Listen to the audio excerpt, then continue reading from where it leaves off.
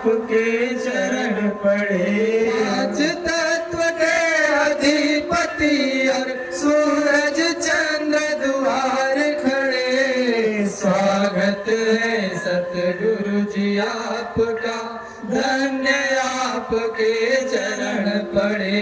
स्वागत है सतगुरु जी आपका, धन्य आपके चरण पड़े। जय गुरुदेव, जय गुरुदेव।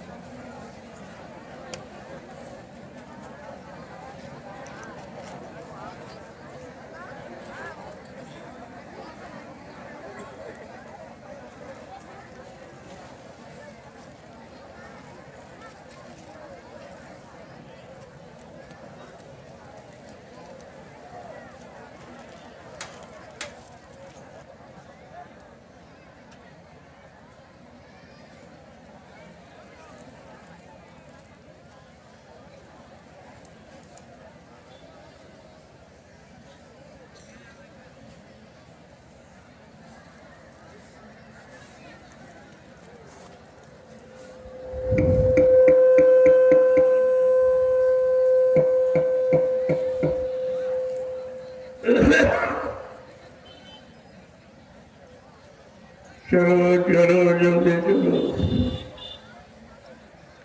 आ जाओ प्रेमियों, सत्संग का समय हो गया। सब लोग सामने आके बैठो और एक एक वचन वाणी को बड़ी सावधानी के साथ सुनो।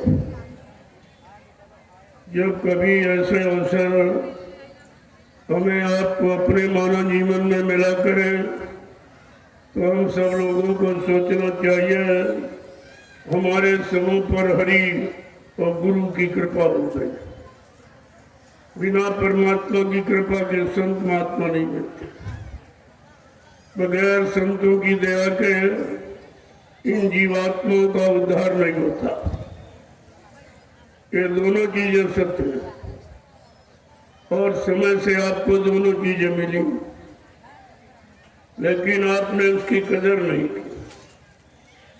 किसी पुण्य कर्म के कारण संत महापुरुषों के दर पे आप पहुंच गए, लेकिन आपने उसकी कदर नहीं की, उनको जाना माना पहचाना नहीं। ये तुम्हारे जीवन का सबसे बड़ा धोखा। सतगुरु दयाल की दया ये रुपए पैसे से मूल नहीं मिलती है।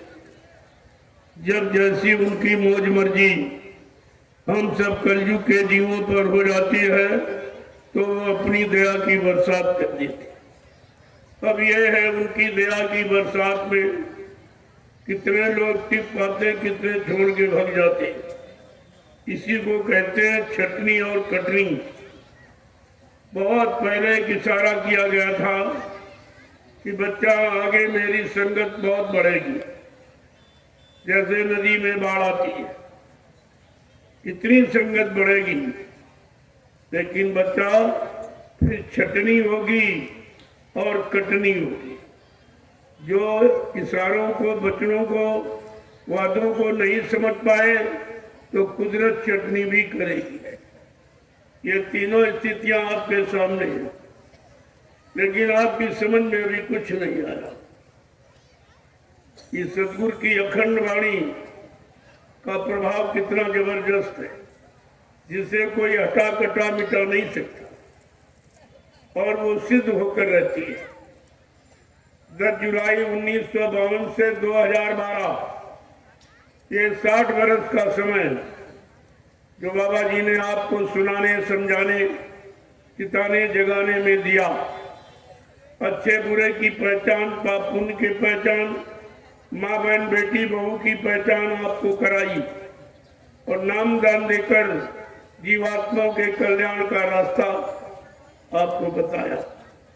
ऐसा समर्थ मालिक भूमंडल पर कभी नहीं आया जितने इतना ये काम किया हो, और फिर भी आप अपने रहनुमा को, अपने शुभचिंतक को और अपने परम हितैषी को समझ नहीं पाया। उन्हीं को आप भूल गए, उन्हीं को भुला दिया, उनके वचनों को भूल गए, उनके वादों को भूल गए, उनकी संकल्प और प्रतिज्ञा कलयुग भगाने की और सज्जू लाने की, ये तो आप सब भूल गए। जब आप भूल गए तो भूल भुलैया में चले गए। अब आप दर दर की ठोकरें खा रहे हो, लेकिन वो दया यहाँ कोई इंसान दे नहीं सकती, कोई इंसानी शक्ल दया नहीं दे सकती। यही तो आपको सोचना चाहिए था। तो आज ये अवसर मिला है, आप उसका लाभ उठा लो। संत महापुरुष हमेशा जगाने का काम करते। उनके यहाँ स्वार्थ, लोभ, लालच, सामान, सम्मान, राजपाट, धन दौलत लेने मांगने का विधान नहीं है। जो जीवात्माओं के कल्याण के लिए आया वो काल माया के किसी सामान में न फंसेगा, न अपने प्रेमियों को फंसने देगा। हाँ, उतना जरूर आपको दिया जाएगा कि भूखा सोने नहीं दिया जाएगा, नंगा रहने नहीं दिया जाएगा, और तुम्हारा पारिवारिक काम, कोई समस्या किसी तरह से वो समय पर आपकी हल कर दी जाएगी। और आपको क्या चाहिए? लेकिन फिर भी आप भूल भ्रम में पड़ गए। इसलिए प्रेमियों, जितने भी संत महापुरुष कलयुग में आए, सबका एक ही काम रहा, जन जागरण, कि जीवों को जगाना, काल माया के बनाए कर्मों के जाल से निकाल कर उनको घर पहुंचाना। इसके अतिरिक्त यहाँ उनका कोई काम नहीं। अब आप कहाँ कहाँ फंसे हो, कैसे कैसे टिके हो, रुके हो, उलझ गए हो, तो तुम्हारी उलझन कैसे सुलझाई जाए और तुमको उससे कैसे मुक्त कराया जाए, वो कोई न कोई ऐसा रास्ता, ऐसी भूमिका निकाल लेते हैं जिससे आपका सहज में काम बन जाए। लेकिन जीव बेचारा उसी में भ्रमित हो जाता है कि ये क्यों कह रहे हैं, ऐसा क्यों कर रहे हैं, इसकी क्या जरूरत, उसकी क्या जरूरत। अरे यही तुम्हारी शंका। महापुरुष जो भी करते हैं जीवों के लिए करते, जीवों के हित के लिए करते, अपने लिए, अपने मान सम्मान सामान के लिए कुछ नहीं करते।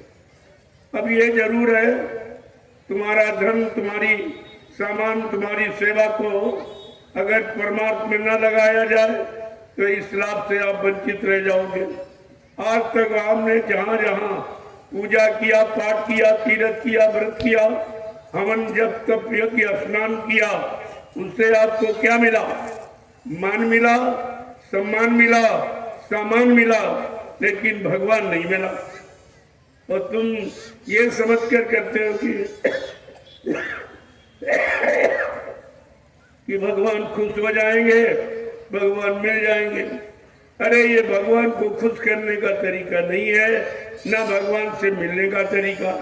क्यों? शरीर, इंद्रियां ये भगवान के को खुश नहीं कर सकती, और शरीर, इंद्रियां वहां वापस जा नहीं सकती। ये तो सब यही रह जाएगा। आप देख रहे हो तुम्हारे परिवार, समाज, गांव, मोहल्ले से कितने लोग रोज जा रहे हैं शरीर छोड़कर। क्या कुछ लेके जा रहे हैं? देख रहे हो आप, बिल्कुल खाली हाथ जा रहे। क्यों? हमारे आने का यही विधान है। हम सब माँ के गर्भ से नंगे और अकेले आए, और यहाँ जब तक समय आपको दिया गया है, एक एक पल, घड़ी, मिनट वो निश्चित है, उसे कोई न घटा मिटा नहीं सकता। और वो जब पूरा हो जाएगा तो फिर आपका सामान रखवा लिया जाएगा और नंगा करके फिर भेज दिया जाएगा। ये रोज घटनाएं हो रही, फिर भी तुम्हारी समझ में नहीं आ रहा।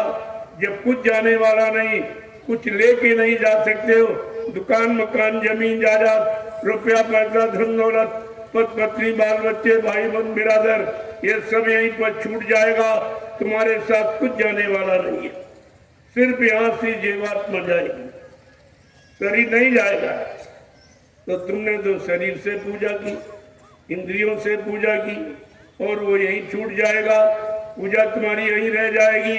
इसलिए संत महापुरुष जब कलयुग में आए, उन्होंने सच्ची पूजा, जिसको आत्मिक पूजा कहती, शरीर इंद्रियों से करोगे पूजा पाठ तो मान सम्मान सामान मिलेगा, आत्मा से भजन करोगे तो भगवान मिलेगा। ये भगवान मिलाने वाली पूजा है, वो सामान मिलाने वाली पूजा। अब चाहे आप दोनों कर लो, चाहे वो तो तुम्हारे पर निर्भर करती। लेकिन संत महात्माओं ने दोनों रास्तों का बोध कराया कि संसार शरीर में मान सम्मान सामान पाने वाला ये रास्ता पूजा पाठ का है, और भगवान से मिलने वाला रास्ता आत्मा से भजन करने का। तो भजन और पूजा, भजन पर जीवात्मा को परमात्मा से मिलाने का है, और पूजा पाठ शरीर इंद्रियों के सामान पाने का है। उन्होंने दोनों रास्ते चुने।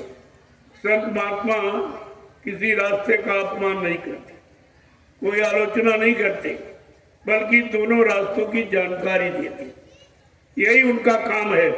वो जब जब सृष्टि में आए तो जीवों को जगाने का काम किया है, और आज भी आपके सामने जन जागरण हो रहा है। देखा आप कितने लोग जग रहे हैं, कितनी भारी संख्या में लोग भागते चले आ रहे हैं, क्योंकि लोगों को सच्चाई चाहिए। अब सच्चाई की जानकारी थी नहीं, तो उधर आप फंस गए।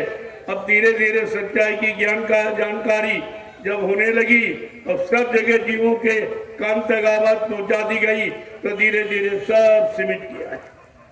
फिर एक दिन ये गुरु परिवार फिर वैसा ही हो जाएगा जैसा पहले था, और ये भूल भ्रम सब आपका समाप्त हो जाएगा। तो मैं तो संपूर्ण गुरु परिवार के लिए संदेश देता हूँ। मैं संदेश कोई अपने मान सम्मान सामान पाने वाला नहीं देता हूँ। मैं तो वही संदेश देता हूँ जो 10 जुलाई 1952 से 2012 आपको मथुरा में सुनाया गया। तो आप उसको भूल गए। मैं उसी तुम्हारे भूली बिछड़े वादों की यादों की याद दिलाता हूँ।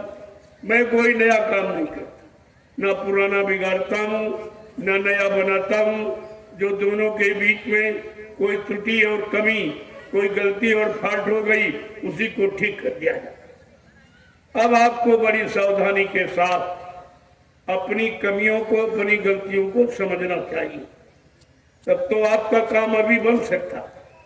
अभी वक्त है, गुनाहों से तू तौबा कर ले और फिर न कहना कि हमने सुना था पैगाम नहीं। मैं आपको कहने के लिए समय नहीं दूंगा कि हिंदुस्तान में कोई ये कहे कि हमने बाबा जी के वचनों को जाना नहीं, हम समझ नहीं पाए। मैं 10 वर्षों से लगातार उन्हीं वचनों की याद करा रहा हूँ। पूरे हिंदुस्तान में घूम घूम कर यही राष्ट्रीय मंच लगाकर 28 मई 2012 से मैंने संदेश प्रसारित कर दिया और 18 मई 2012 को ये लीला हुई है। जो लीला हुई है, ठीक 10 दिन बाद मैंने बिगुल बजा दिया सच्चाई को, यानी सबके कान तक पहुंचाने का, और आज भी वही काम कर रहा। जो 28 मई 2012 को कहा वो आज भी कह रहा हूं। मेरे में कोई तब्दीली, बदलाव, कोई हेरा फेरी आप नहीं पाएंगे, क्योंकि हमको आपसे कुछ चाहिए ही नहीं, कुछ नहीं चाहिए। मैं ये सब लेके क्या करूँगा जब मैं खुद ही कहता हूँ सामान तुम्हारा नहीं है, शरीर तुम्हारा नहीं है, परिवार तुम्हारा नहीं है, ये तुम्हारी भूल भुलैया है, इसी को समझ लो। तो इसी में रहते तुम अपनी जीवात्मा का कल्याण कर लो। छोड़ना इसको नहीं है, क्योंकि ये भी कर्म कर्जा जो आपने किया और लिया और मतलब दिया नहीं और खाया और खिलाया नहीं, तो वो सब कर्जा बन के आपके परिवार में आ गए। कोई भाई बनकर, कोई बेटा, कोई बेटी, कोई पत्नी, कोई पति, ये सब बन के आ गए। ये है कर्जे, कर्म कर्जे का लेन देन, इसी का भुगतान करना। जब तक कर्म कर्जा रहेगा आप शरीर से, यानी मतलब कहीं जा नहीं सकते, शरीर छोड़ के आप नहीं जा सकते। जिस दिन कर्म कर्जा समाप्त हो जाएगा उसी दिन आपकी मौत हो जाएगी। ये मौत क्या है? ये कर्म कर्जे का इंतजार करती कि कितनी जल्दी आपका कर्जा निपट जाए और ये शरीर हमको मिल जाए, और मतलब यानी और तुम यहाँ से निकल जाओ। तो हमें आपको ये समझना चाहिए। अगर ये बात समझ में आ जाए तो फिर किसी बात की कमी नहीं, कमी है केवल समझने की। सूझ और समझ, निरख और परख हमारी आपकी चली गई। अच्छे बुरे की पहचान, पाप पुण्य की पहचान, माँ बहन बेटी की पहचान, ये आपने जब से समाप्त कर दी है, परेशानियों ने आपको घेर लिया। तरह तरह की मुसीबत, झगड़े और झंझट, बीमारी और महामारी, दैवी प्रकोप, दुर्घटनाएं और अकाल मौत, ये सब आपको घेर ली है। अब इससे छुटकारा पाना न तो इंसान के बस की बात नहीं। आप स्वतः नहीं निकल सकते, तुम्हें कोई निकालने वाला चाहिए जो निकला खड़ा हो, सब तरफ से, काम से, क्रोध से, लोभ से, मोह से, अहंकार, ईर्ष्या, राग, द्वेष से जो बिल्कुल निकला, पाक साफ निर्मल पवित्र होकर अलग खड़ा हो, वो तुमको निकालेगा। इसके अलावा आपको कोई नहीं निकाल सकता। कल मैंने आपसे पूछा था, शुरुआत में भी आपसे पूछा था कि मैं कुछ पूछने आया हूं और कुछ आपको बताने आया, इसके अलावा मेरा कोई काम नहीं। तो आपने सुना, कुछ नए आ गए हैं तो फिर आज दोहरा दूं, पुरानों का ताजा हो जाए और नए की जानने को जानकारी मिल जाए कि हमारा मथुरा जाने का मतलब क्या था, क्या हम लेने गए थे, क्या पाने गए थे और क्या मिला और क्या खो के चले आए वापिस, ये सब विचार करना चाहिए। तो मैंने आपसे पूछा था कि आप लोग मथुरा जाते गए थे तो ये बताओ, सच सच सच्चाई से बताना कि आप गुरु का दर्शन करने गए थे कि चेलों का दर्शन करने गए? गुरु का। देखो सच्चाई को जोर से बोलो। आप लोग मथुरा जाते थे गुरु का दर्शन करने कि चेलों का दर्शन करने? गुरु का। आप लोग मथुरा जाते थे गुरु की सुनने गए कि चेलों की सुनने गए? गुरु की। आप लोग मथुरा जाते थे गुरु की मानने गए कि चेलों की मानने गए? गुरु की। आप लोग मथुरा जाते थे गुरु भक्ति करने कि चेला भक्ति करने? गुरु भक्ति। और ये सब चेला भक्ति करते, सब चेला गुरु भक्ति सब भूल गए, चेला भक्ति में लग गए। इनको ये भी नहीं मालूम कि भवसागर से गुरु पार करेगा कि चेला पार करेगा। गुरु। इतनी भी बात याद आपको नहीं रही। और संदेश तो छोड़ दो, ये छोटी सी बात आपको नहीं याद रही। गोस्वामी जी महाराज ने इसी बात को सिद्ध करने के लिए रामचरितमानस में लिख के रखा। उन्होंने क्या लिखा कि गुरु बिन भाव निधि तरह ना कोई, और जो भी रांची इस शंकर सम होई। कितना साफ साफ इशारा किया। ये भवसागर बगैर समय के सदगुरु के कोई पार नहीं ले जा सकता। वो सदगुरु जो नाम जहाज लेके आए, कितना साफ साफ। और बाबा जी ने भी आपको सब कुछ बताया कि बच्चा मैं जय गुरुदेव नाम का इतना बड़ा जहाज लेके आया हूं। अगर सारी सृष्टि के लोग मेरे जय गुरुदेव नाम जहाज पर सवार हो जाएं तो मेरे जहाज का एक कोना भरेगा। क्या प्रेमियों जहाज खाली चला गया? क्या बाबा जी खाली लोट डाल के ले गए? जो आप कहते हो बाबा जी मर गए चले गए। ये सब बहुत समझ के बोलना चाहिए।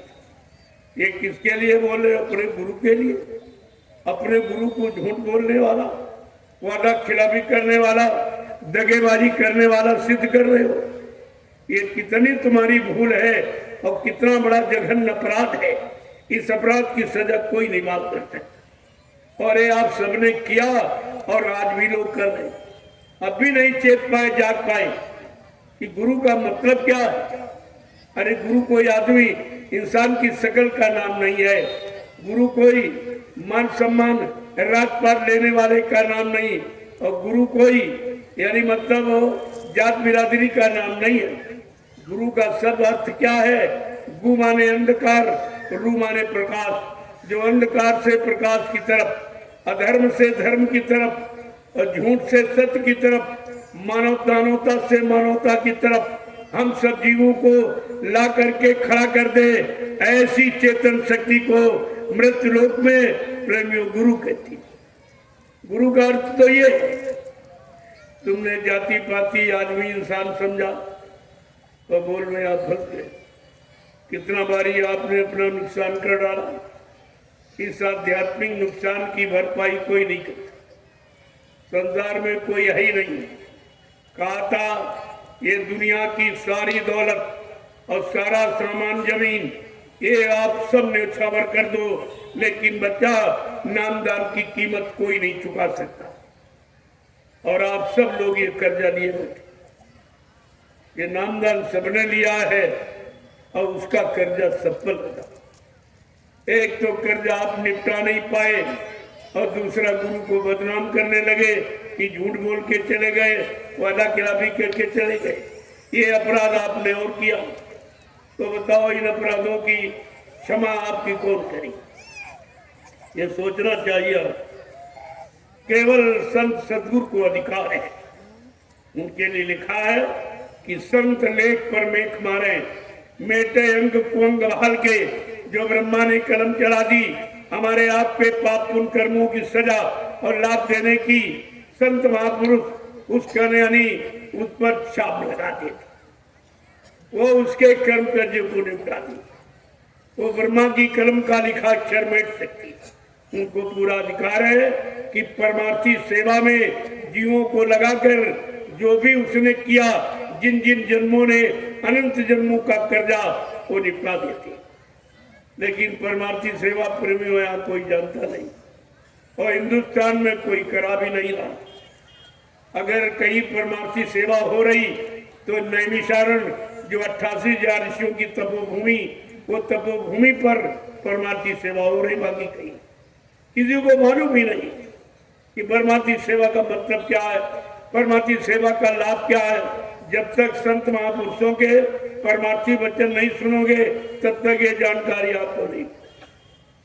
इसलिए समय मिला है उसको धीरज से अपना काम बना।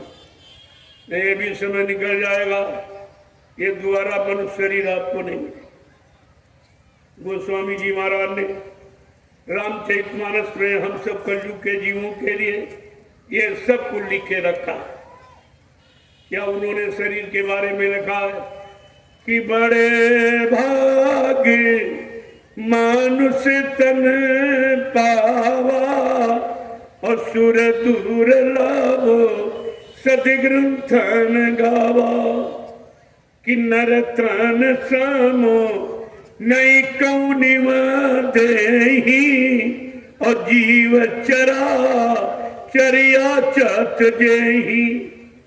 आगे क्या कह रहे हैं, इसका इतना बड़ा महत्व क्यों लिखा, क्या कह रहे हैं, यही तन का फल विषय न भाई और स्वर्ग स्वल्प अंत दुखदाई। कहते हैं इस शरीर का फल विषय वो करना नहीं है। तो 83,99,999 योनिया जिसमें शरीर जो बनाए हैं वो सब भोग के लिए, सब भोगी करते, उसमें योग नहीं, उसमें कोई साधना, कोई पूजा पाठ, कोई अच्छा मतलब शुभ कर्म नहीं करने का अधिकार। मानव तन योग के लिए मिला। अब आप अभी तक यही नहीं समझ पाए योग का मतलब क्या।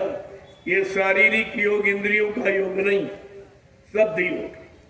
शब्द योग, शब्द जीवात्मा का आहार भोजन जो छूट गया है, जीवात्मा को उस शब्द से जोड़ना। योग माने जोड़ना होता कि जीवात्मा को शब्द से। शब्द क्या है, जो ऊपर से आवाज आ रही, जिसको हिंदू महात्माओं ने कहा आकाशवाणी, ब्रह्मवाणी, अनहतवाणी, ईश्वरवाणी, और मुसलमान फकीरों ने कहा कलमा और आयत। ये 24 घंटे निरंतर हमारे आपके मनुष्य मंदिर में हो रही है, लेकिन हम सुन क्यों नहीं पा रहे कि हमारा कान बंद हो गया। इन कानों से नहीं वो आवाज सुनाई देगी, इन कानों से बाहर की आवाज आप सुन सकते हो संसार की। इन आंखों से संसार के दृश्यों को देख सकते हो, इन नाक से संसार की खुशबू और बदबू का एहसास कर सकते हो। लेकिन परमात्मा ने अपनी जीवात्मा में एक आंख, एक कान, एक नाक बनाई। वो क्या काम करती है, जब जीवात्मा की दिव्य आंख, तीसरा नेत्र जिसे थर्ड आई कहते हैं, ये जब खुल जाएगी तो ऊपर के लोगों का दृश्य देखोगे, उसी आंख से वो दृश्य देखोगे। हर लोग को, चाहे स्वर्ग लोक हो, चाहे ब्रह्मा जी का ब्रह्मलोक हो, चाहे विष्णु भगवान का विष्णुलोक हो, चाहे शिव जी का शिवलोक हो, चाहे राम का साकेत लोक हो, चाहे कृष्ण का गोलोक हो, ये सब देखती जीवा। वो बताएगी आपको कि स्वर्ग लोक में पहुंचकर वो देखेगी, बताएगी कि देवी देवता कैसे हुए। ये तो आपने आए नकल बना ली है, पत्थर की, कागज कैलेंडर की। ये कोई वो मूर्ति नहीं है, क्योंकि जो जीवात्मा देवलोक पहुंचेगी, वो देवलोक में 33 करोड़ देवी देवता, 9 करोड़ दुर्गा, 10 करोड़ शंभु, सबका साक्षात्कार दर्शन करे। वो जीवात्मा जब मृत्युलोक मंडल परमाणु में आएगी, उन्हीं को संत महापुरुष कहते, वो सारे लोगों का भेद बता दी, इन लोगों में क्या क्या हो रहा है, क्योंकि वो रोज जाते आते, लेकिन आप उनको जान नहीं सकते कब चले गए, कब आ गए। अगर जाते नहीं है तो फिर बताते कैसे। बिल्कुल आंखों देखा हाल बताती है। इसलिए उनको संत महापुरुष कहते, उनको त्रिकालदर्शी कहते, उनको आत्मदर्शी कहते, उनको समदर्शी कहते। ये सब नाम इसीलिए रखे गए कि आपको ये जानकारी हो जाए कि उधर का ज्ञान कराने वाले कौन है, तो आपको भूल नहीं होगी, सीधे उनसे मिल लोगे और आपको भी जानकारी मिल जाएगी। लेकिन उधर के जानकार देने वाले इधर आए और आपने उनको पहचाना ही नहीं। आपने गुरु तो बनाया, लेकिन ये नहीं समझ पाए कि गुरु किस काम के लिए आता है और कौन सा काम करके जाता है। अगर ये बात आप जान लेते तो अपने गुरु को तुम कभी नहीं बोलते।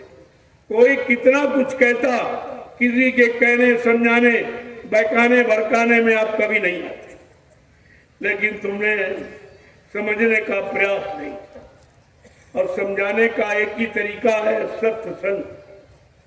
सत्संग के द्वारा कलयुग में जीवों को जगाने के लिए जब संत महापुरुष आए, उन्होंने सत्संग रखा, सच्चा रास्ता जो जीवात्माओं को जगाने वाला, घर पहुंचाने वाला है, उस रास्ते की जानकारी दी, जिसको आप मोटी भाषा में नामदान कहते।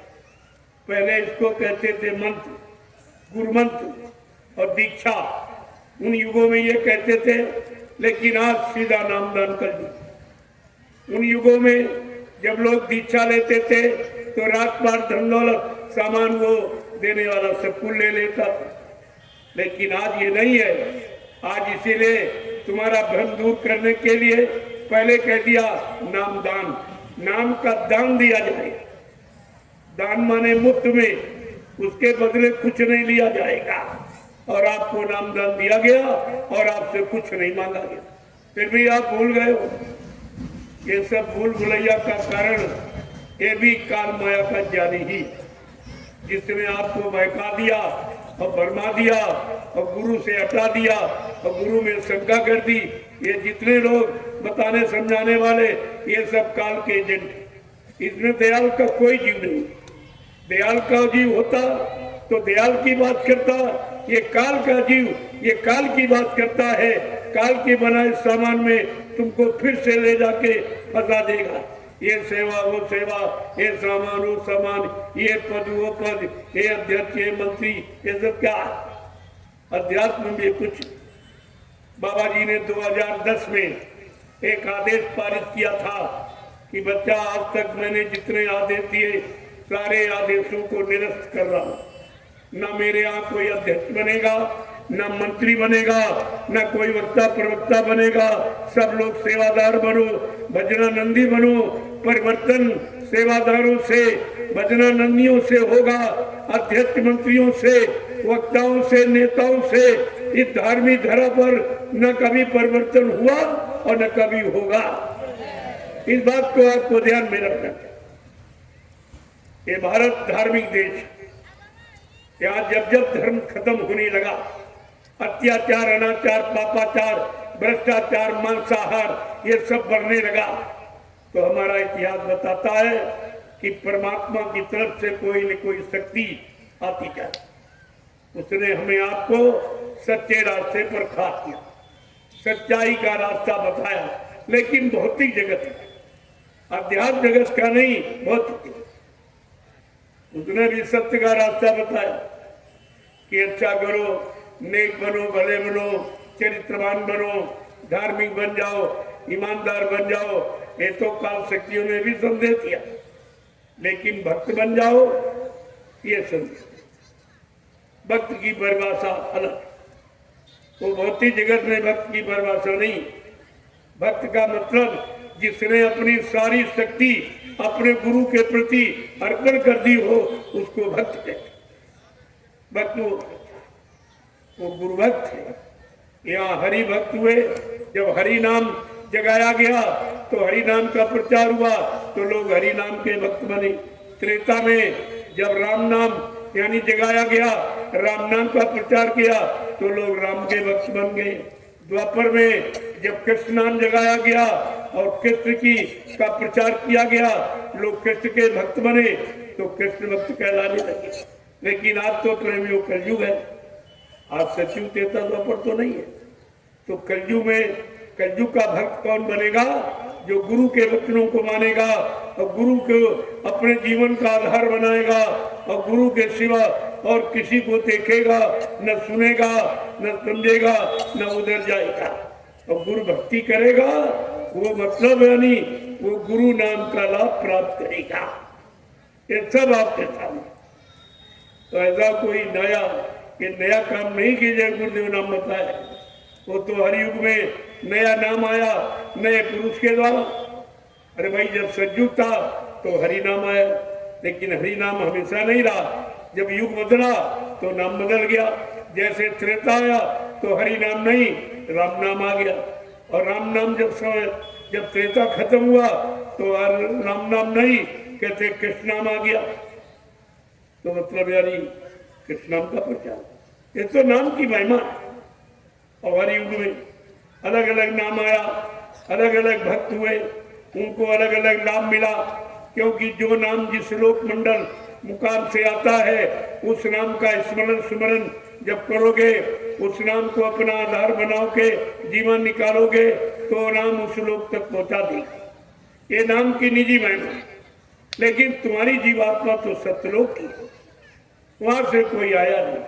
जो आए उन्होंने ले जाने का काम नहीं किया, केवल जगाने का। जीवों को जगाया और जगा के खड़ा कर दिया और कहा आगे फिर कोई शक्ति आएगी तो आगे का काम करेगी, इसके बाद फिर कोई शक्ति आएगी और आगे का काम, और इसके बाद परम शक्ति आएगी जो जीवात्माओं को घर पहुंचाएगी। अगर ये सब जानकारी आपके पास होती तो अपने समर्थ मालिक में आपको कोई शंका ही नहीं है। शंका अज्ञानता का दूसरा रूप है और आप इसे समझ नहीं पाए हो। इसलिए प्रेमियों, कलयुग में महापुरुषों ने जीवों को जगाने के लिए सत्संग जारी किया। अन्य युगों में कथा वार्ता सुनाई जाती, जीवों को सच्चे रास्ते पर खड़ा करने की, पुण्य रास्ते। और जब कलयुग आया, देखा जीव बहुत कमजोर है, इससे कोई अच्छा काम हो ही नहीं सकता, क्योंकि गंदगी में कोई पूजा स्वीकार नहीं होती। कलयुग का जीव भोगी अभिलाषी है, चरित्रहीन है, बुद्धिहीन है। यानी मतलब जब सब तरफ से गंदा है, खराब है, तो इसके बस का कुछ नहीं। तब संतों ने ये दया की, चलो इस कलयुग के जीवों को एकदम सरल रास्ता बता दिया जाए सत्संग वचनों के सुनने का। कि सत्संग वचन जब सुनेगा तो ये जाग जाएगा, चिर जाएगा, सत्य की तरफ मुखातिब हो जाएगा। इसलिए सत्संग उन्होंने जारी किया और ये कहा, क्या कहा? ये सत्संग है इस गुरु गंगा, नहाना हो तो चले आओ। सत्संग है गुरु गंगा, नहाना हो तो चले आओ। ये सत्संग है ये गुरु गंगा, नहाना हो तो चले आओ। ये सत्संग है गुरु गंगा, नहाना हो तो चले आओ। गंदगी पाप कर्मों की धुलाना हो तो चले आओ। गंदगी पाप कर्मों की धुलाना हो तो चले आओ। गंदगी पाप कर्मों की धुलाना हो तो चले आओ। पाप कर्मों की धुलाना हो तो चले आओ। है सतगुरु ने दिया अवसर समय से जाग सब जाओ।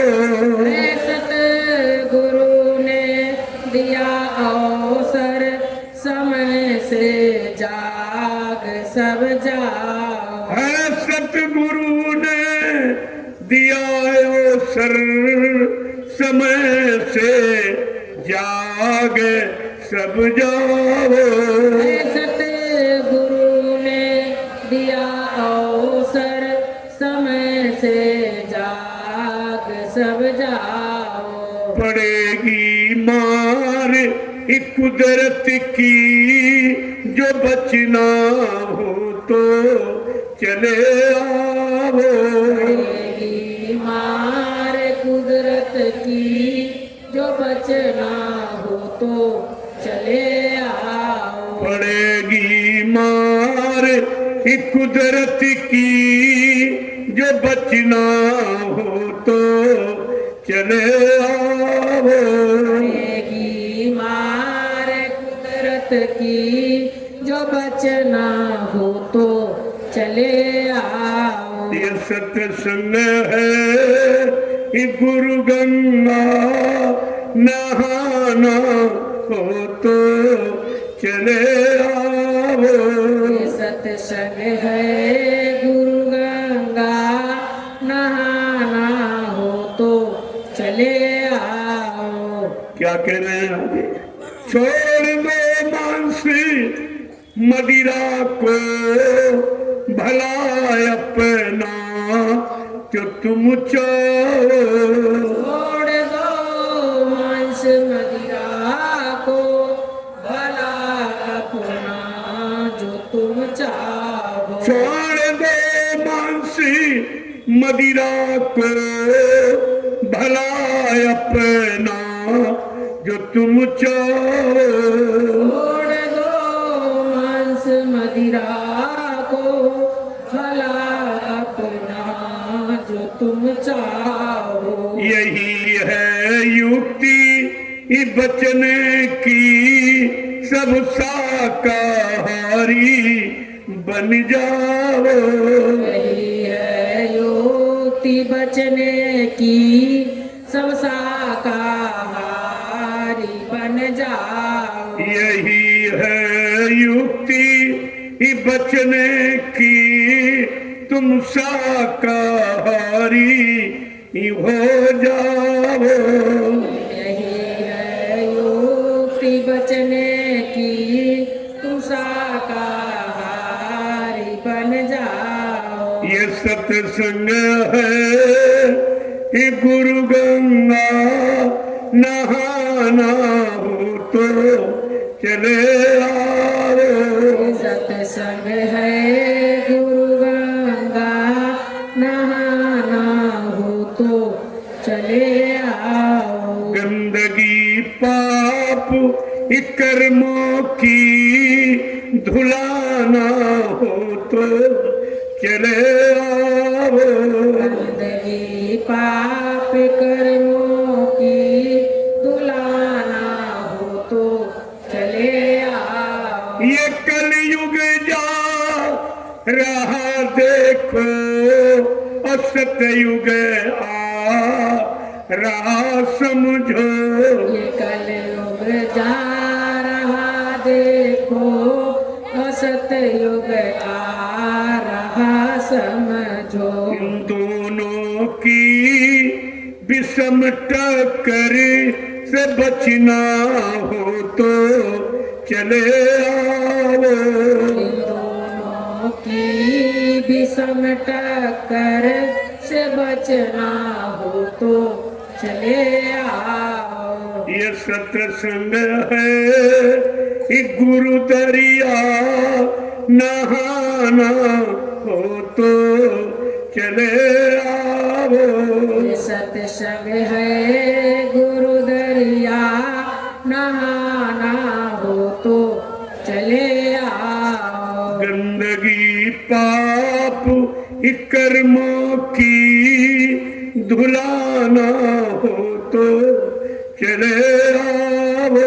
गंदगी पाप कर्मों की धुलाना हो तो चले आओ। प्रेम से बोलो जय गुरुदेव। जय गुरुदेव। नाम किसका? प्रभु का। प्रभु का प्यारा नाम। जय गुरुदेव। उपस्थित सत्संगी जनों, समस्त ग्रामवासियों, धर्म प्रेमियों, ये समय बड़े भाग से मिलता है। करोड़ों जन्मों की तपस्या, करोड़ों जन्मों के पुण्य, करोड़ों जन्मों की सेवाएं जब जीव की एकत्र हो जाती है, उसका उदय होने का वक्त आता है, तो ये पावन पवित्र घड़ी संत महापुरुषों के वचनों की, उनके दर्शन दीदार की मानव को मिलती है। निश्चित आप बड़े भाग्यशाली हैं। आज कोई पुण्य कर्म आपको घसीट के ले आया, नहीं तो कोई ये उम्मीद नहीं करता था इस बगीचे में इतने लोग कभी आएंगे, लेकिन नहीं, हर जमीन का भाग्य निश्चित है। कब उस पर क्या होगा, कैसा काम होगा, कैसी व्यवस्था होगी, ये जमीन का भी भाग्य था। और ये पूर्वजों ने जो अच्छी कमाई की है और ये जो बगीचा तैयार किया है, आज इन पेड़ों के धन्यवाद हो गए। इनमें भी जीवात्मा है, उनको भी पार जाना है, तो उनकी भी योनि बदल जाएगी। आज ये कितना बड़ा काम इस धरती पर हो रहा, शायद किसी को कोई उम्मीद नहीं थी। ये कोई नहीं जानता था कि बगीचे इतना बड़ा जन सैलाब इकट्ठा हो जाएगा, ऐसी धर्म की विशुद्ध चर्चा होगी जो सबके लाभ की है। यहाँ कोई जात पात की बात नहीं है, यहाँ संपूर्ण मानव जाति के हित की बात, क्योंकि परमात्मा ने एक मानव जाति बनाई। उसने न कोई जाति बनाई, न कोई धर्म बनाया, न मजहब बनाया, न छोटा बड़ा गरीब अमीर बनाया, न हिंदू मुसलमान बनाया, न स्त्री पुरुष बनाया। ये तो कर्मानुसार हम लोग शरीर पाए हुए हैं। जब जैसा कर्म किया तब तैसे शरीर में जाना पड़ा। जब पक्षियों वाले कर्म करोगे तो पक्षियों के शरीर में, और पशुओं वाले कर्म करोगे तो पशुओं के शरीर में, जंगली जानवरों वाले कर्म करोगे तो उनमें आपकी जीवात्मा को भेज दिया जाएगा। जब 83,99,999 योनियों में आपने भ्रमण किया, तब एक बार परमात्मा ने ये अवसर मौका हमें आपको मनुष्य मंदिर का दे दिया कि जाओ अब की बार इस मनुष्य मंदिर का कल्याण कर लो। किसी संत महापुरुष की तलाश करके उनको जीवात्मा के घर जाने का रास्ता पूछ लेना, वो जीवात्मा को घर पहुंचाने का रास्ता देने आए, वो जीवात्मा को परमात्मा से मिलाने के लिए आए, उनका और कोई कामयाब नहीं। उनसे पूछ लेना, मिल लेना, उनकी शरणागत हो जाना, और वो जो कहे वही अब करना। इधर उधर की बातों में समय बर्बाद मत करना। आपने 83,99,999 योनियां भोग भी बिताई हैं, उनमें बाल बच्चे ही आपने पैदा किए, दूसरा कोई काम नहीं। केवल खाना पीना बच्चे पैदा करना, उन योनियों में कोई काम नहीं। आप कितनी बार उनके माँ बाप बने, वो तुम्हारे माँ बाप बने, ये तो सिलसिला बहुत पुराना। तो कहा चलो एक बार इसको इस भोग की योनियों से निकाल कर इसके सच्चे रास्ते पर खड़ा करके इसको सच्चे घर पहुंचा दो, ताकि ये बार बार जन्म मरण के चक्कर में ना आए। तब ये मौका आपको भाग से मिला, लेकिन आपने उसको भी निकाल दिया। वो भी आप नहीं समझ पाए कि हमारे भाग का निर्माता कौन है, हमारे भाग को बनाने वाला कौन आया है, कौन बनाएगा, हमारी जीवात्मा को जगाने वाला कौन है, कौन जगाएगा, कौन घर पहुंचाएगा, ऐसा समृद्ध मालिक भूमंडल पर कौन है। ना तो आपने जानकारी की, और जानकारी दी गई तो उसको आपने बुला दिया, उसे आप समझ नहीं पाए। धोखा तो इस बात का आपने किया। देखो संत महापुरुष हमेशा जगाने का काम, और आज भी आपको जगाया जा रहा। क्या कह रहे हैं? कि नींद त्यागो जरा आँख खोलो, नींद त्यागो जरा आँख खोलो, नींद त्यागो जरा आँख खोलो, नींद त्यागो जरा आँख खोलो, कब तलक यूं ही सोते रहोगे, कब तलक यूं ही सोते रहोगे, पाप गठरी पटकी दो जमी पर, पाप गठरी पटक दो जमी पर, पाप गठरी पटकी दो जमी पर, पाप गठरी पटक दो जमी पर, कब तलक पाप ढोते रहोगे, कब तलक पाप ढोते रहोगे। आपके कितने जीवन निकल गए पाप ढोते, और आज भी ये पापों के गट्ठर उतारने वाला कोई नहीं। जो आया उसको आपने समझ नहीं पाया। ऐसा ऐलान किसी ने नहीं किया है कि पाप के गट्ठर को उतार दो, आ गया उतारने वाला। न राम ने कहा न कृष्ण ने कहा। राम ने तो किसी पाप को क्षमा ही नहीं किया। उनका इतिहास बता रहा है, उन्हें अपने पिता दशरथ को नहीं माफ किया। अपराध क्या था? धोखे में भक्त श्रवण कुमार की हत्या हो गई। एक हत्या धोखे में हो गई। लोगों ने कहा आपके पिताजी हैं, माफ कर दीजिए। कहते नहीं, मैंने कर्मों का विधान बनाया है। मैं अपने विधान, संविधान, सिद्धांत में कभी समझौता नहीं कर सकता।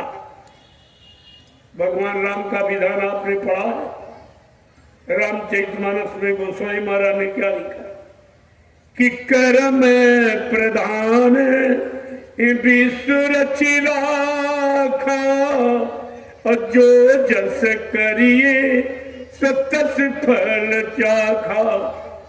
कहा मैंने कर्मों के आधार पर विश्व की रचना की, इसलिए मैं कर्मों के अनुसार तुम्हें फल दे सकता हूं। न माफ कर सकता हूं, न खत्म कर सकता हूं, न अदला बदली कर सकता हूं, केवल कर्मों का परिणाम सुना सकता हूं। ये पहला उनका। दूसरा उन्होंने, पहला है अपने पिता को नहीं माफ किया। देखो भगवान का विधान सुन लीजिए, वो किसी पाप कर्मी को माफ नहीं, अपने पिता दशरथ को नहीं माफ किया। दूसरी घटना है कुंभकर्ण को नहीं माफ। रामचरितमानस कहती कुंभकर्ण सब नहीं बलवंता, कुंभकर्ण के समान कोई धरती पर बलवान नहीं, लेकिन भगवान ने उसको माफ नहीं किया, उसका वध किया। कारण क्या था वो भी तो समझ लो। तुम तो इस वध के काबिल तो नहीं हो। वो शराब पीता था, मांस खाता, इसलिए भगवान राम ने उसका वध किया। अगर आज भगवान का कानून लगा दिया जाए तो तुम परिवार समाज में रहने वाले कोई नहीं बचोगे। तुम शराबी कबाबी सब हो गए। तुमने कुंभकर्ण का वध भूल गए। भगवान ने क्यों मारा, किस कारण मारा, किस अपराध के लिए मारा? केवल मांस खाता था और शराब पीता, इसलिए भगवान राम ने उसको माफ नहीं किया। तो तुम्हें कैसे माफी मिल जाए? तुम राम के सिद्धांत नीति को भूल गए, तो उनके कानून को भूल गए आप। दूसरा उन्होंने क्या किया? बाली का वध। सुग्रीव को मित्र बना करके फिर बाली को संहारा। क्यों? एक भाई को मित्र बना रहे, एक का वध कर रहे। ये कैसा? तो ऐसे नहीं, भगवान राम ने कानून बनाया, बगैर धारा के सजा नहीं सुनाई जाती। उन्होंने धारा बनाई। क्या धारा बनाई? कि अनुजय बधू भगनी सुत नारी, और सुन सठ ये कन्या समुचारी, और इन्हें कुदरती बिलो के जोई, अताए बधे कछु पाप न होई। ये भगवान राम का गुण क्या है कि अनुज वधु माने छोटे भाई की स्त्री, वो बहू के समान होती। भगिनी माने बहन, और बहन के लड़के की स्त्री भी बहू के समान होती है। और कुंवारी कन्या, ये चारों निजी कन्या के समान है। भगवान राम का कानून कहता है इनको कोई बुरी नजर से देखे या अपनी गंदी भावना से उनके चरित्र को खराब करने की कोशिश करे, ऐसे इंसान का अगर वध कर दिया जाए तो कोई पाप नहीं। कि आप लोग इस पाप से बच सकते हो? तुम्हारे सबके अंदर ही है। नारी पर दृष्टि पड़ते ही तुम्हारा मन खराब हो जाता, लेकिन संतों की दया हो गई जो आपको इस बुरे कर्म से माफी मिली। उन्होंने क्या किया? रामचरितमानस में गोस्वामी महाराज ने कहा कि संतों ने कलयुग के जीवों के लिए एक माफी का विधान बना दिया। क्या बनाया उन्होंने? कि कलयुग एक पुनीत प्रतापा, मानस पुण्य होए नहीं पापा। का ये दया कर दी कि तुम कलयुग में मनसा पाप जीव पर नहीं लगे। अगर मन से कोई पाप करोगे तो उसकी सजा आपको नहीं मिलेगी। ये भी किसी ने नहीं किया था। ये संतों की दया और महिमा, जिन्होंने कलयुग को जीवों से कोई इस पाप से मुक्त कर दिया कि तुम्हें मनसा पाप का दोष नहीं लगे। देखो कैसी दया की है। और आप ऐसे दयालु को भूल चुके जितने सारे जीवों के लिए ये अपराध क्षमा कर दिया कि अगर मन से कोई पाप करेगा कलयुग में तो उसको क्षमा कर दिया, उसे दंड नहीं दिया गया। फिर भी आप समझ नहीं पाए संतों की कितनी महिमा है। जो सृष्टि पर किसी ने नहीं किया वो जीवों के लिए उन्होंने रास्ता खोल दिया। और आप सब बोल गए, समझ में आपके कुछ नहीं आया। आगे क्या कह रहे? नींद त्यागो जरा आँख खोलो, नींद त्यागो जरा आँख खोलो, कब तलक यूं ही सोते रहोगे, कब तलक यूं ही सोते रहोगे। पाप गठरी पटक दो जमी पर, पाप गठरी पटक दो जमी पर, कब के यूं ही सोते रहोगे, कब तलक यूं ही सोते रहोगे। पाप गठरी पटक दो जमी पर, पाप गठरी पटक दो जमी पर, कब तलक पाप ढोते रहोगे, कब तलक पाप ढोते रहोगे। देखो कितना बड़ा संकल्प प्रतिज्ञा है। कलयुग के जीवो, जो तुमने अपने सिर पर अंत जन्मों के पापों का गट्ठर बांध के रखा है, उतार दो इस गट्ठर को। आ गया पापों के गट्ठर को उतारने वाला। ये कितना बड़ा ऐलान है। जो कोई नहीं कर पाया वो काम करने का वादा किया।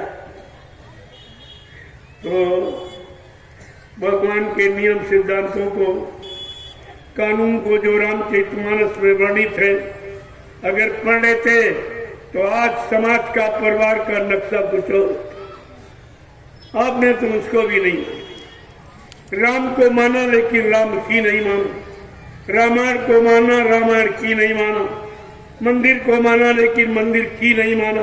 क्या शिक्षा है, क्या सिद्धांत है, क्यों बनाए गए, इनका उद्देश्य क्या है, इसको तो आपने जाना नहीं। तभी आप लाभ से वंचित हो। कोई लाभ आपको नहीं। सच बताना, कितने दिनों से आप पूजा पाठ कर रहे? जिसकी पूजा की वो आज तक मिला आपको? कोई देवी, कोई देवता, कोई भगवान, कोई खुदा, कोई घाट, कोई सच्चा गुरु आपको मिला? तो तुम्हारी पूजा का मतलब क्या? अरे कोई काम किया जाता है लाभ पाने के लिए। आप खेती करते हो, अनाज न पैदा हो तो खेती करोगे आप?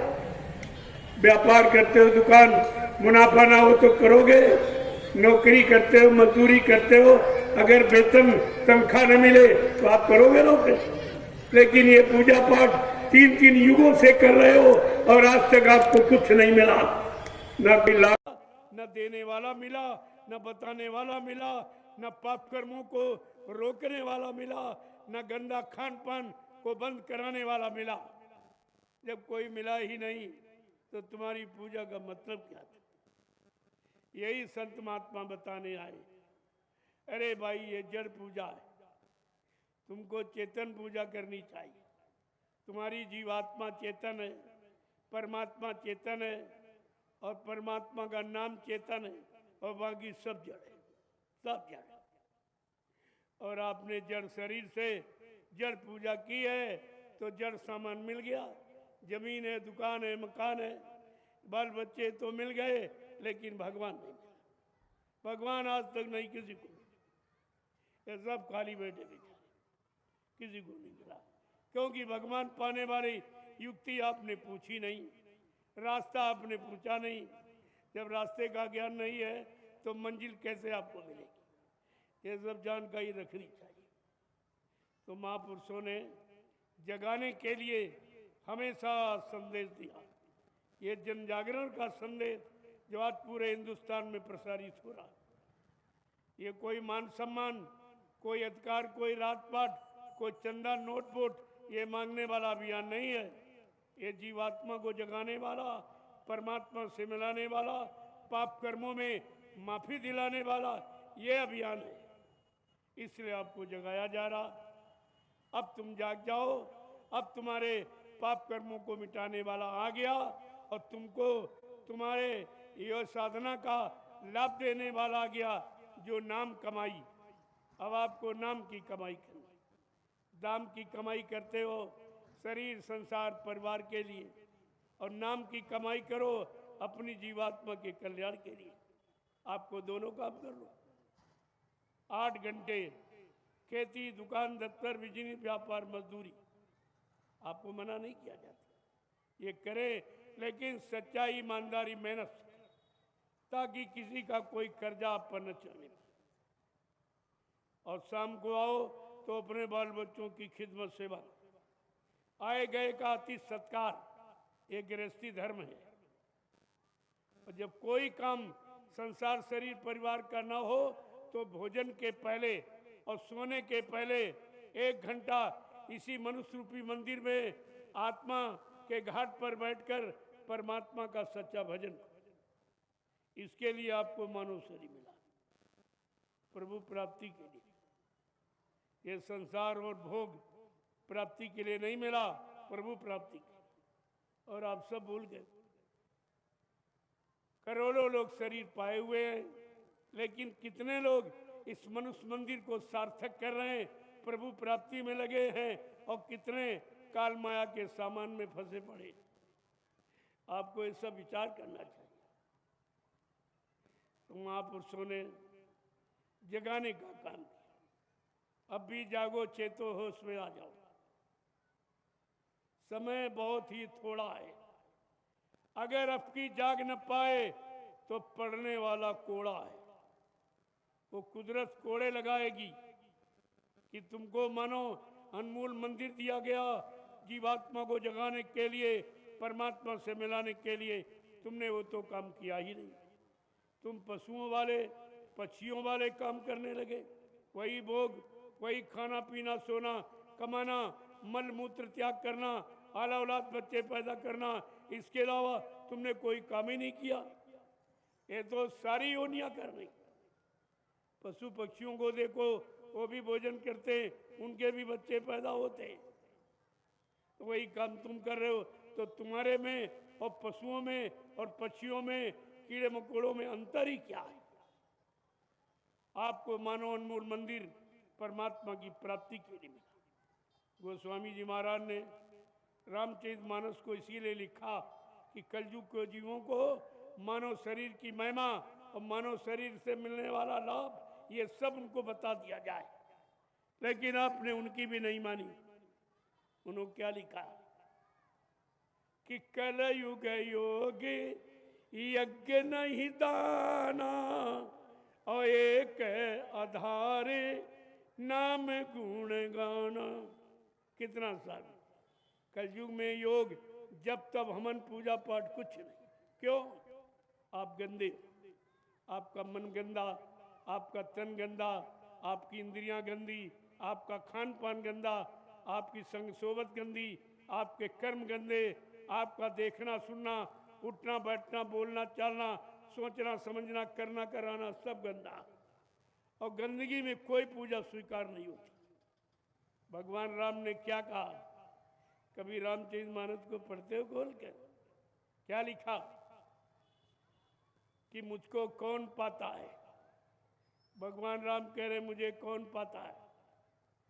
तो कहा ब्राह्मण कहते नहीं, क्षत्रिय वैश्य कहते नहीं, मंदिर बनाने वाला, पूजा करने वाला, गंगा नहाने वाला, हवन जप त्याग करने वाला कहते नहीं। कलयुग में मुझे कौन पाएगा? क्या लिखा है कि निर्मल मन जन ईसो मोहि पावे, और मोहे छल छिद्र एक कपट नहीं बावे। देख कितना साफ लिखा। मुझे कौन पता है? जिसका मन निर्मल पाक साफ पवित्र, न धन वाला, न बल वाला, न बुद्धि वाला, न जाति वाला, न रूप रंग वाला। मुझे पता है जिसका मन निर्मल पाक साफ पवित्र। आज तो प्रेमियों सबके मन गंदे, इसीलिए किसी को नहीं मिला, न भगवान मिला, न कोई देवी देवता मिला। और रात दिन आप सब समय पूंजी खर्च करते रहते हो और मिला आपको कुछ नहीं।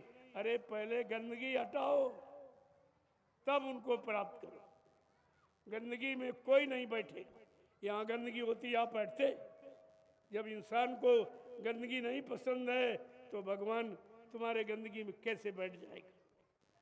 तरह तरह के मुर्दा पशु पक्षियों का मांस तुमने अंदर भरा है। ये मनुष्य मंदिर के अंदर, इसी के अंदर तो परमात्मा की चेतन मूर्ति जीवात्मा बैठी है। आपको ये भी होश नहीं रहा कि जीवा परमात्मा की जाति मतलब जागती चेतन जागती मूर्ति अंदर बैठी है। और उस अंदर जीवात्मा के सामने हम मुर्दा और पशु पक्षियों का मुर्दा मांस इसमें भर रहे हैं। इसमें दारू यानी मतलब वाली ये नशा, बुद्धि को नष्ट करने वाला, ये भी सब भर रहे हैं। इनको गाली दी, इनकी निंदा आलोचना, बुराई की, व्यभिचार किया, कुपचार किया, ये सब गंदगी आपने भर रखी है। बताओ गंदगी में भगवान कैसे मिलेगा? बल्कि आपको सजा देगा। तुमने हमारे द्वारा बनाए मनुष्य मंदिर को गंदा किया। ये भगवान ने बनाया। बड़े साफ शब्दों में लिखा है कि क्षिति जल पावक गगन समीरा। देखिए कैसे बता रहे कि क्षिति जल पावक गगन समीरा, पंच तत्व या रचित शरीरा। 5 तत्वों को मिलाकर जल पृथ्वी अग्नि वायु आकाश, इन 5 मसालों को मिलाकर विचित्र कारीगरी से परमात्मा ने अपने हाथ से इस मनुष्य मंदिर को बनाया। ये मनुष्य मंदिर भगवान का बनाया, वो ईंट पत्थर वाला इंसान का बनाया। बताओ भगवान अपने वाले में आएगा कि तुम्हारे ईंट पत्थर वाले में आएगा? ये भी नहीं समझ पाए।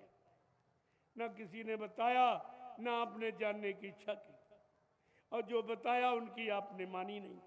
बदनाम करते हो कि हमारा धर्म है, हमारा ये तुम्हारा, तुम न धर्म को जानते हो, न कर्म को जानते हो, न मानवता इंसानियत को जानते हो, न प्रेम प्यार मोहब्बत सेवा दया सदाचार परमात्मा की यादगार को जानते हो, न माँ बहन बेटी की परख पहचान आप जानते हो। फिर तुम जानते ही क्या हो?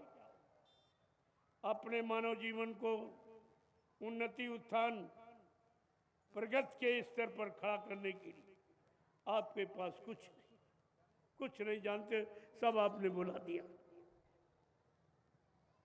तो क्या कह रहे हैं आगे?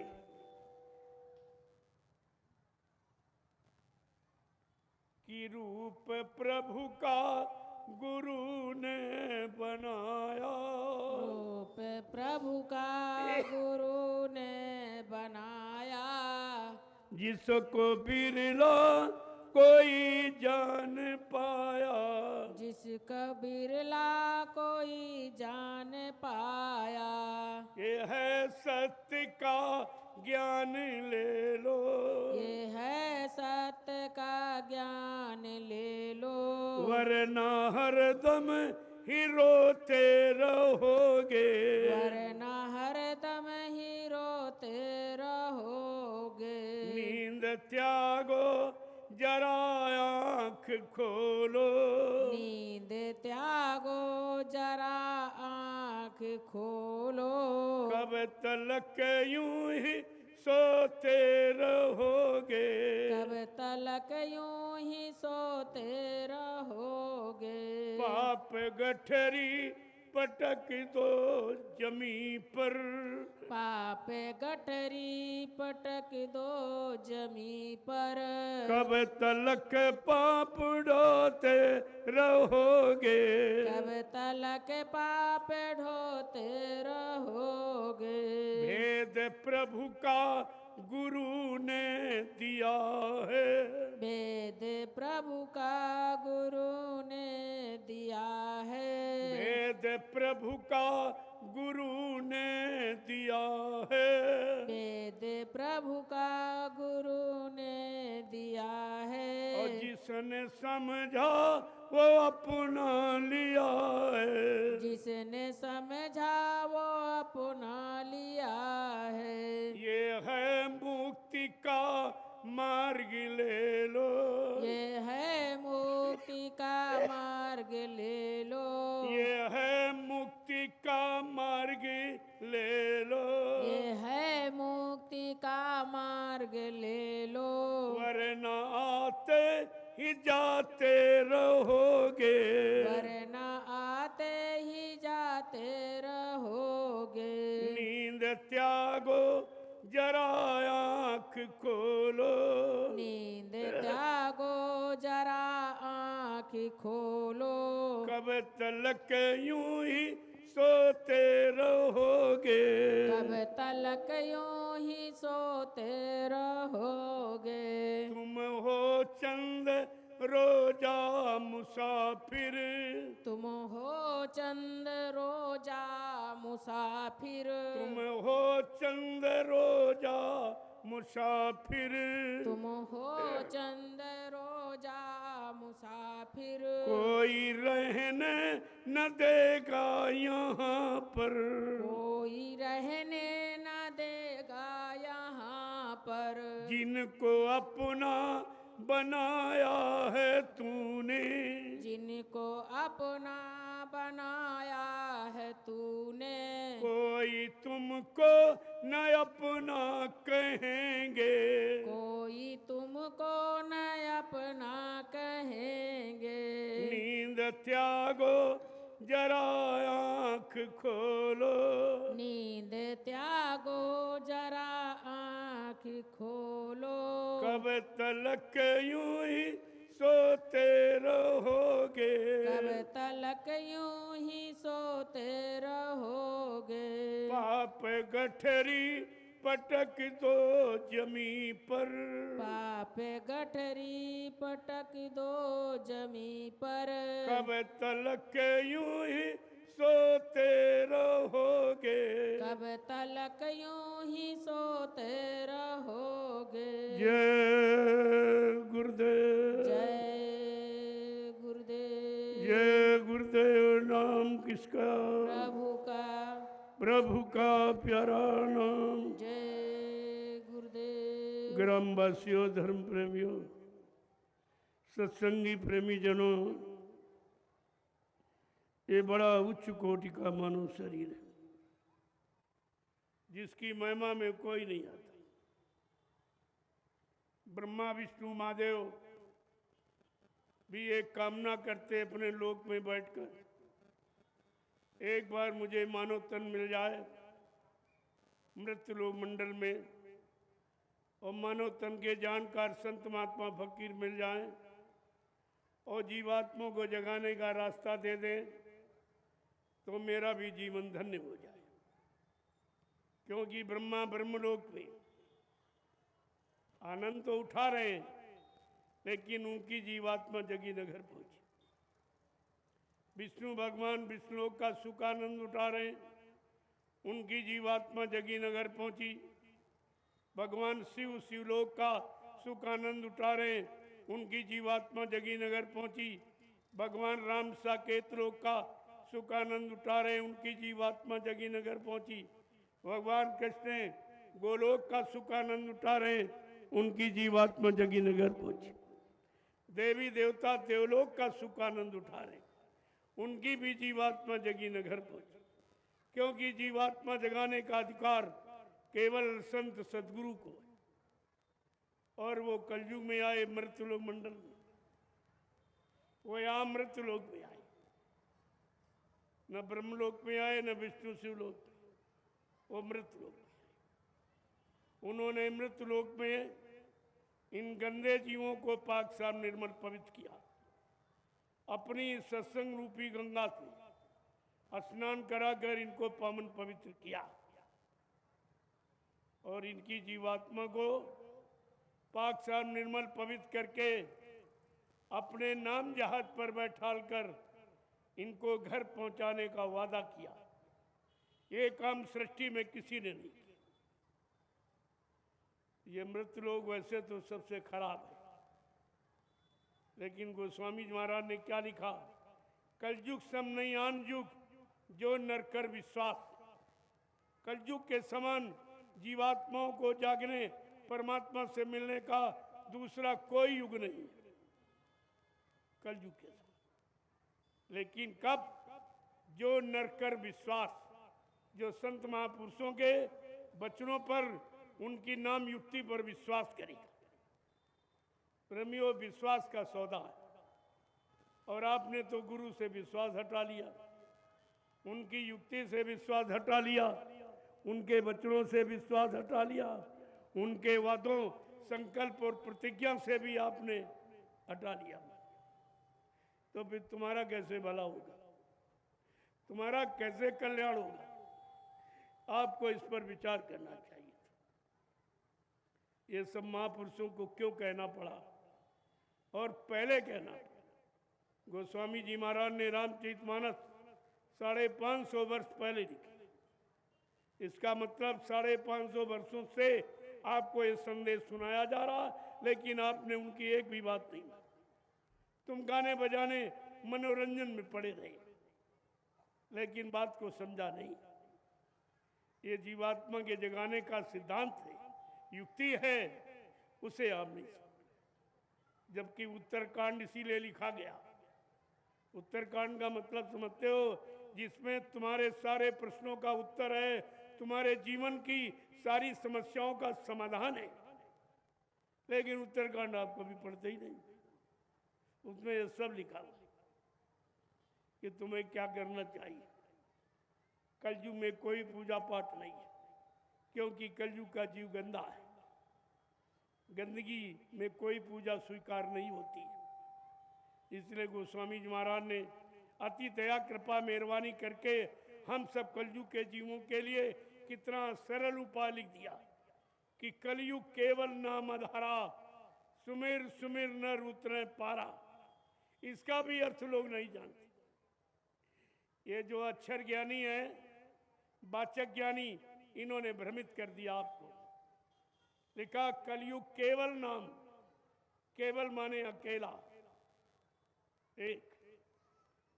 जब कलयुग में अकेला नाम आएगा, जितने नाम आज तक आए सब सहायक शक्तियों के साथ आए। ब्रह्मा सावित्री के साथ, विष्णु लक्ष्मी के साथ, शंकर पार्वती के साथ, राम सीता के साथ, कृष्ण राधा के साथ, देवता देवियों के साथ। लेकिन गोस्वामी महाराज क्या कह रहे हैं? कलयुग में कौन सा नाम काम करेगा जीवों का? कलयुग केवल नाम आधारा, केवल माने अकेला नाम जब कलयुग में आएगा, वो कलयुग के जीवों का आधार होगा और उसको सुमिर कर यानी जीव भवसागर के पार जाएंगे। अब सीताराम जपते हुए पार चले जाओगे कि राधा कृष्ण पार कर देंगे कि भगवान शंकर विष्णु कोई आपको पार कर देंगे? अरे वो अपने अपने लोक में बैठे, वो अपने लोक तक आप ले जा सकते, जहाँ तक जिसकी पहुँच, जहाँ तक जिसकी जानकारी वहीं आपको पहुँचा सकता। लेकिन आपकी जीवात्मा तो सत्यलोक निवासिनी है, जो सबसे ऊपर, सारों लोगों को परे यानी ऊपर सत्यलोक। जब तक सत्यलोक से कोई संत महापुरुष नहीं आएंगे और जीवात्मा को नहीं जगाएंगे, तब तक जीवात्मा न सत्यलोक जाएगी न परमात्मा से मिल पाएगी। ये सब जानकारी आपको सत्संग देता है, लेकिन सत्संग आपकी समझ में नहीं आता, आपके पास सुनने का समय नहीं है। मैं तो बहुत थोड़ा समय आपका लेता हूँ, मैं 4-5 घंटे अगर अध्यात्म सुना दूँ तो उठ के भाग जाओगे, टिक नहीं सकते। इतना रूखा फीका है, वो कोई मनोरंजन नहीं है जो तुम्हारा मन यहाँ बैठा रहे, टिका रहे। बहुत रूखा फीका, प्रभु प्राप्ति का संदेश बहुत रूखा फीका, विशुद्ध वैराग और त्याग से भरा हुआ। उसमें भोग भावनाएं, भोगों की इच्छा कोई पूर्ति नहीं की जाती है। संत मत जीवात्मा की पूर्ति के लिए आया। बात तो आपकी समझ में आई नहीं अभी तक, इसीलिए मिला जुला के संदेश दिया जाता है कि ताकि आप सुनते रहो बैठकर। हो सकता कभी न कभी संत वाणी का असर पर तुम्हारे मन बुद्धि चित्त पर पड़ जाए और वो घूम जाए काल माया के देश से, अपने घर की तरफ मुखातिर हो जाए, तो तुम्हारा भी काम हो सकता है।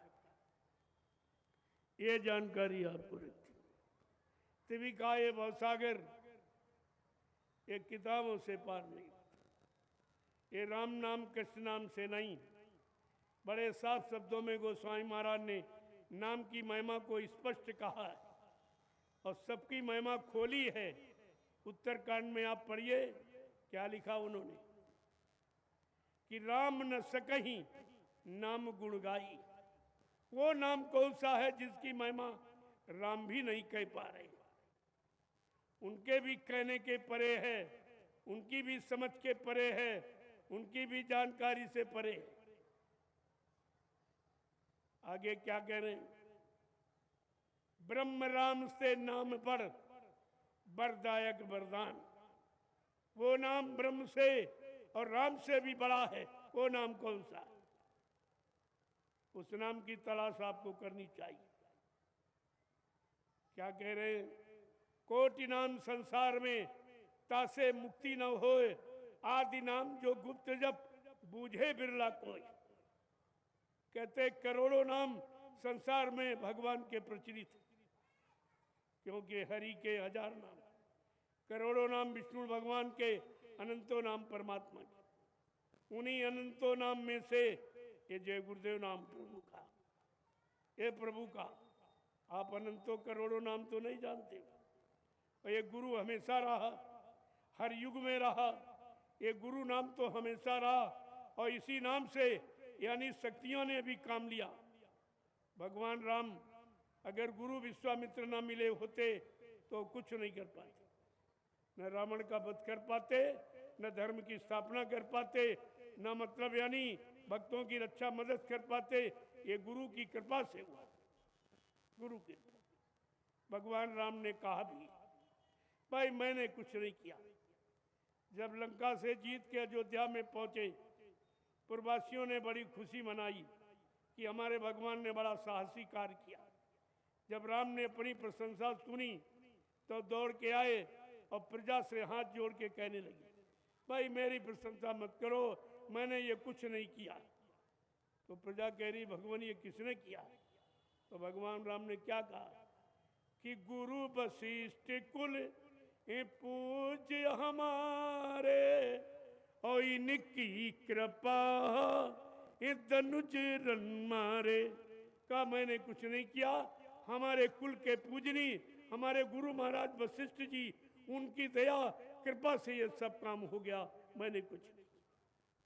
देखो भगवान गुरु पर न्यौछावर है, और तुम कागज पत्थर पानी पर न्यौछावर। तुम्हारी समझ में यही नहीं आ रहा कि वो जड़ है कि चेतन है, जड़ में मिलेगा कि चेतन में मिलेगा। अरे मुर्दा कहीं कोई काम करेगा? मुर्दा कोई वस्तु स्वीकार करेगा? और तुम्हारी पूजा तो वैसे ही है, सब वही मुर्दा दिलों के। कम से कम आपको पूछना चाहिए, जानकारी करनी चाहिए। सत्संग बच्चों को जब तक नहीं सुनोगे बुद्धि में कुछ नहीं आएगा। साफ साफ शब्दों में लिखा कि बिन सत्संग विवेक न होई, और राम कृपा बिन सुलभ न सोई। कि सठ सुधर ही सत ही संगत पाई, और पारस परसी कुधात सुहाई। सब कुछ तो तुम्हारे घर में लिखा पड़ी रखी। अगर आप उसी को पढ़ लेते तो हमको आज ये दोहराने की जरूरत नहीं। ये मेरा काम नहीं है। मेरा काम तो भजन करके प्रभु की प्राप्ति का। लेकिन जब लोग रास्ते से भटक गए, धर्म को भूल गए, कर्म को भूल गए, मानवता इंसानियत को भूल गए, प्रेम प्यार मोहब्बत को भूल गए, सेवा दया सदाचार परमात्मा की यादगार को भूल गए, माँ बहन बेटी बहू की परख पहचान भूल गए, तब ये अभियान छेड़ना पड़ा। तब आपके बीच में सब कहना पड़ा। ये मेरा काम नहीं है, लेकिन आपने ये काम बंद कर दिया। धर्मशास्त्रों ने भी आपको मना किया, आपने उनकी भी नहीं मानी, और धर्मशास्त्रों को बदनाम करते हो कि हमारा धर्म ऐसा कह रहा, हमारा शास्त्र ऐसा कह रहा, हमारा मंदिर ऐसा कह रहा, हमारा देवी देवता ऐसा कह रहा, जबकि तुमको कोई मिला ही नहीं। जब मिला नहीं तो आपने किससे सुन लिया? कैसे आप उनको बदनाम करते हो जिनके मुख की कोई बात नहीं सुनी, जो तुमको मिले ही नहीं? ना कोई देवी, ना कोई देवता, ना कोई भगवान, ना खुदा, ना कोई गॉड, कोई नहीं मिला। और ये सब झूठ बोल रहे हो, सब झूठ। और झूठ में आप फंस गए। तभी तो गोस्वामी महाराज को लिखना पड़ा कि कलयुग में क्या है, झूठ ही लेना और झूठ है देना और झूठे भोजन झूठ चबेना। ये उनको लिखना पड़ा। ये सब झूठ में फंस गए बेचारे। इनको सत्य पथ मालूम नहीं है, सच्चा रास्ता मालूम नहीं है, और इनको ये भी नहीं मालूम सत्य क्या। ये शरीर तो नाशवान है, ये सत्य नहीं, ये झूठ है, ये क्षणभंगुर है, जल बिंदु की सदस्य क्षण मात्र में विलीन हो जाता। आप रोते धोते पछताते रह जाते हो। अरे जीवात्मा सत्य है। जब वो सत्य जीवात्मा निकल गई, ये झूठा बेकार हो गया।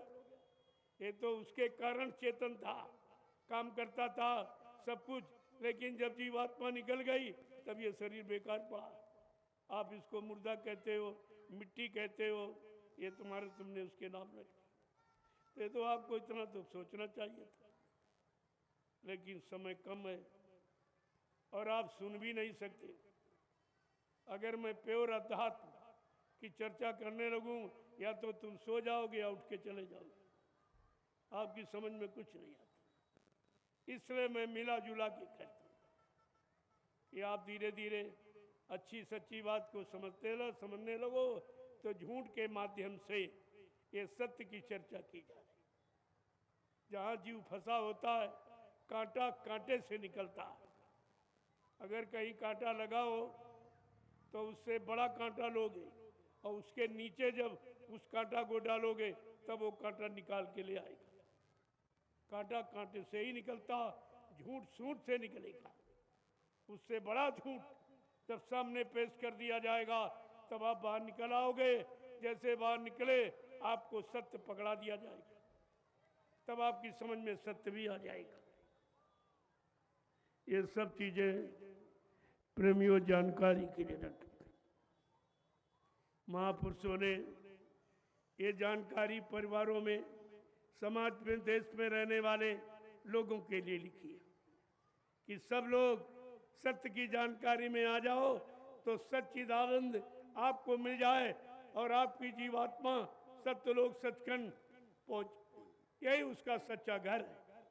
अपने घर पहुंच जाए तो इसको शांति मिल जाए, फिर यहाँ वो कभी नहीं आएगी, इन शरीरों में फिर कभी नहीं आएगी, क्योंकि वो जान चुकी सब शरीरों में मन के साथ लगी रही और गई और देखा कि मन यहाँ क्यों शरीर में आया, यहाँ तो कुछ नहीं, जन्म हुआ फिर मर गए, फिर पैदा हुआ, फिर मर गए, फिर पैदा हुआ, फिर मर गए, यानी जन्म मरण के सिवा यहाँ कुछ मिला ही नहीं।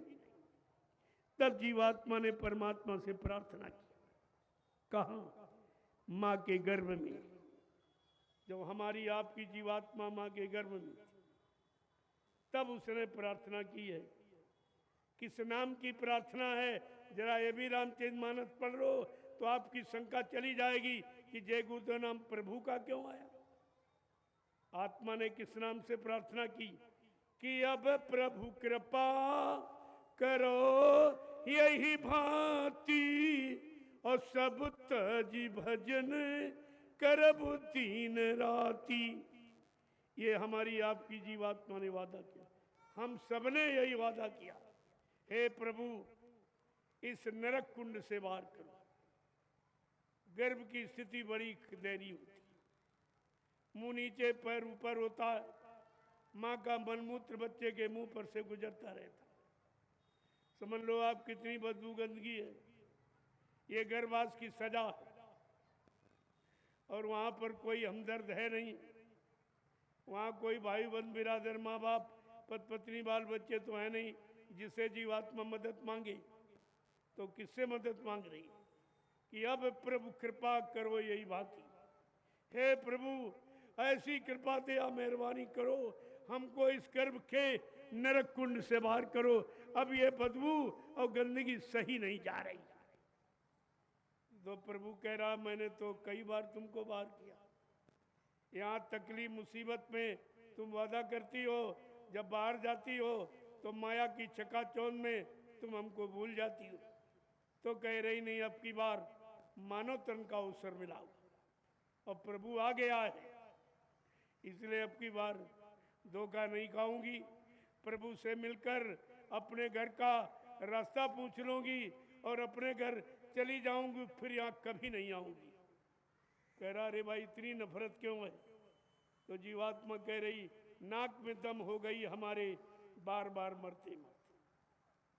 कहा कितनी बार मरा जाए, फिर पैदा हुआ फिर मरा जाए, ये तो सिलसिला करोड़ों जन्मों से देख रही हूँ, लेकिन अब ये इच्छा नहीं है, अब तो घर जाने की इच्छा। ये सब तुम्हारी रामचरितमानस में लिखा, मैं अलग से कुछ नहीं कहता हूँ। वो संतों की चर्चा, संतों की वाणी, संतों का अनुभव, उसी का बयान किया जाता है, अपनी तरफ से यहाँ कुछ कहा नहीं जाता। और आप रोज चिल्लाते हो, मैं तो सब जगह कार्यक्रम कर रहा हूँ, तो रात में जगह जगह रामचरित के मानस ये नौ दुर्गा में हो रहा है, और रात भर में बेचारे चिल्लाते हैं और समझ कुछ नहीं पाती। रात भर चिल्लाते हैं प्रभु की कृपा भयो सब काजू और जन्म हमार सुफल भव आजू। क्या कह रहे हैं कि प्रभु की कृपा से जन्म सुफल होगा, न ये मानव जीवन सार्थक और किसी नाम से नहीं होगा, न राम नाम से, न सीताराम से, न मतलब राधा कृष्ण से, न कृष्ण से, किसी नाम से नहीं। रामचरितमानस क्या कहती, प्रभु की कृपा भयो सब काजू और जन्म हमार सुफल भयो आजू। आज कलयुग में हमारा जन्म तब सुफल और सार्थक होगा जब प्रभु नाम की महिमा हम जान जाएंगे, उनकी कृपा होगी तब। और कृपा कब होगी, जब उनके पास जाओगे, उनके सिद्धांत नियम को मानोगे, उनके वचनों को सुनोगे, अपने जीवन में उतारोगे, तभी तो उसका लाभ आपको मिलेगा। ये सब तुम्हारे घर में लिखा था। और रात भर चिल्लाते 24 घंटे और प्रभु की महिमा नहीं समझ पाए कि ये प्रभु का प्रचार इस नाम का कहाँ हो रहा। ये भारतवर्ष में केवल एक ही स्थान है, नैमिषारण। नैमिषारण में प्रभु नाम की चर्चा हो रही और प्रभु नाम से इतना बड़ा काम हो रहा। आप चल के देखिए तो आपको प्रभु नाम की महिमा समझ में आ जाएगी कि प्रभु अपनी दया कृपा कहाँ कर रहा, किस स्थान पर कर रहा, किस काम के लिए कर रहा, ये सब जानकारी आपको मिल जाएगी। लेकिन तुम समझते ही नहीं कुछ। अगर रामचरितमानस को पढ़ लो तो उसमें क्या लिखा है, तीर्थवर नैमिष विख्याता, अति पुनीत साधक सुखदाता। तीर्थों का महातीर्थ नैमिषारण्य, नैमिष जो विश्व विख्यात है, तीर्थवर नैमिष विख्याता, अति पुनीत, इतना पावन पवित्र है। उस भूमि का लाभ किसको मिलेगा, साधक सुखदाता। जब किसी संत के साधक नाम की कमाई उस भूमि पर करेंगे, उसको 88,000 ऋषियों की तपोभूमि का लाभ मिलेगा, और ये लाभ किसी को नहीं। तब प्रेमियों ये व्यवस्था वहां की जाए, ऐसे नहीं की जा रही। वो शास्त्रों के अनुसार, संत महापुरुषों की वाणी के अनुसार, उनकी वाणी का अवलोकन करके, उनकी वाणी का आदेश पालन करके नैमिषारण्य की पावन पवित्र भूमि पर ये निर्माण कार्य प्रारंभ हो गया है। सतयुग आगमन का, सतयुग आगमन, क्योंकि सतयुग और कहीं नहीं आएगा। जो कह रहे हैं सब झूठ कहते हैं, किसी को नहीं मालूम। वो तो बाबा जी ने 1997 में जब गुरु पूर्णिमा का कार्यक्रम नैमिषारण्य में किया, तब आखिरी दिन कहा था, बच्चा ये 88,000 ऋषियों की तपोभूमि है, यहीं से सतयुग के अंकुरन निकलेंगे। जय गुरुदेव। और ये सब भूल गए। कहते मथुरा में आश्रम था और आपने यहाँ क्यों बना दिया। हमने मथुरा वाला अगर तुमने पाक साफ निर्मल पवित्र रखा होता तो हमको नैमिषारण्य में 3 आश्रमों बनाने की क्या जरूरत थी। तुमने पवित्र रखा। ये तो समय आने पर जब इतिहास का राज खुलेगा तब आपकी समझ में आएगा इन्होंने कितना जघन्य अपराध उस पावन पवित्र भूमि पर करके उस भूमि को अपवित्र कर दिया, अपवित्र कर दिया। इसलिए मैंने वो राज अभी खोलना नहीं चाहता हूं, धीरे धीरे बता दूंगा आपको सब। अभी उसका समय नहीं है, जब समय आएगा सारी हकीकत खोल के रख दूंगा। जय गुरुदेव, जय गुरुदेव, जय गुरुदेव, जय गुरुदेव, जय गुरुदेव, जय गुरुदेव। जय गुरुदेव नाम किसका, प्रभु का। जय गुरुदेव नाम किसका, प्रभु का। प्रभु का प्यारा नाम। जय गुरुदेव। अब आप लोग खड़े हो जाओ, खड़े हो जाओ प्रेमियों। आपको दूर दराज जाना है, कई ग्रामों से लोग आए हुए हैं, इसलिए मैं समय पर विराम दे रहा हूँ।